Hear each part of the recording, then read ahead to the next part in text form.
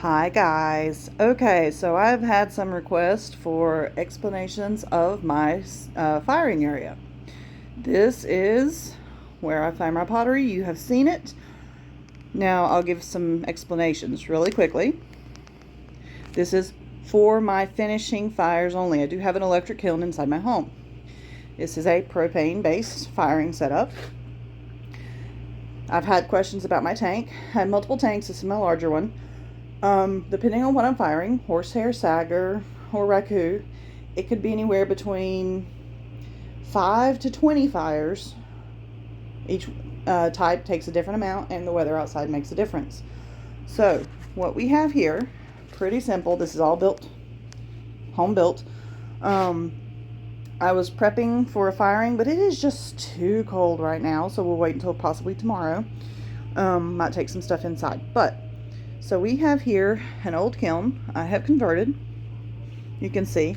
By converted, I mean I stripped the interior. There is no elements remaining. We cut out a hole in the side where I can place my burner. We'll get back to that in a moment. And then I have here a hole in the top. This was probably the trickiest part. It has enlarged itself over time because the bricks fall out. But the key part is I control the actual hole size with these bricks.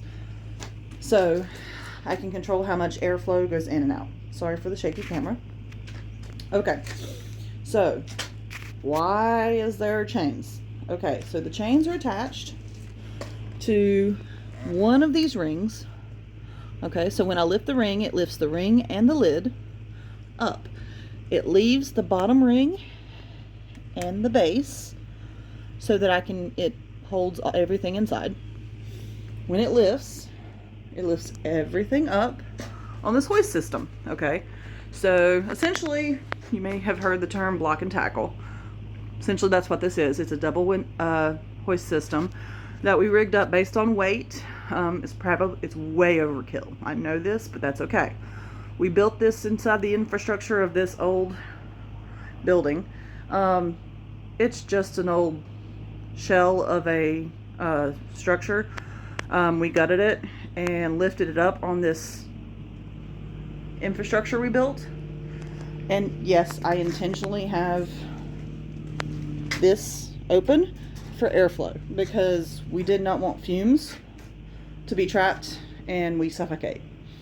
So what we can do in times of really extreme cold or wind is we can blockade that off.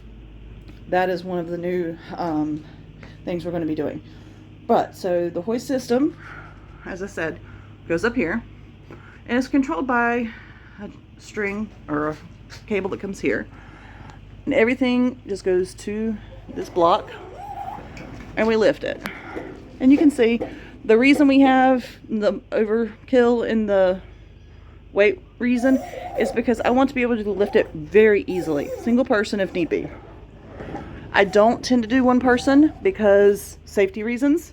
Anytime you're using anything explosive, good to have a friend nearby. But also, you know, it's timing. If I'm lifting here, I don't want to have to like lock it into place, which I'll show you in a moment. Reach over, get my tongs, open the lid, do this. Timing is everything in this stuff, so important to have a friend there also if possible. But there may be a time where we make this electric and we swap it out with an electric winch. So all I have to do is hit a button and be good to go. Future goals. But how did I lock that in? That's quite simple. That block is there not just as a quick handle. I could have gone much smaller. But because if you come down here, I built in a locking mechanism. Well, my father did most of the building, but we have a locking mechanism. So we just lock it into place right there. It locks right here. This is where this cable comes in, holds there, and I can hold that kiln door open, and it just holds it in place, keeps it nice and safe.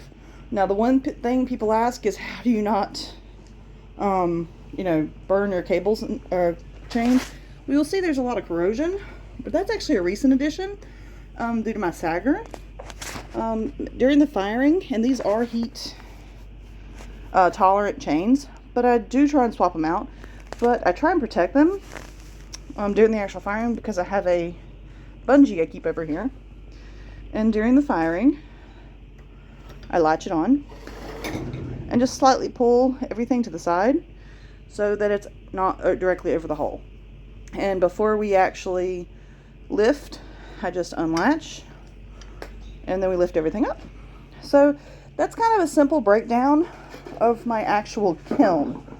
As far as the firing setup itself, propane tank, you could just use a leaf burner. If you're brand new to this, just a hose and a leaf burner work perfectly fine. I used it for years until it pretty much gave up the ghost, and that's fine. I just found that my father's a tinkerer, and efficiency was not quite where he wanted it to be, even more than me. He loves to come and actually help with things, and it's the engineer in him. So he came up, we got the regulator, which helps a lot. Sorry, the lighting is horrible. Helps me control and see how much pressure I've got. But then he actually went and built me, he added the little handle, which is great. But he built this little assembly for me instead of a leaf burner. It's much heavier duty. Yes, it's corroded, that's fine. It's more heat tolerant than a little leaf blower. It's just metal parts. It's, you know, I don't have to worry too much about it. But it's the same concept of a leaf blower. It gets much better airflow and uses much less gas. But it's the same idea. So you can build it from spare parts either way. Trash cans.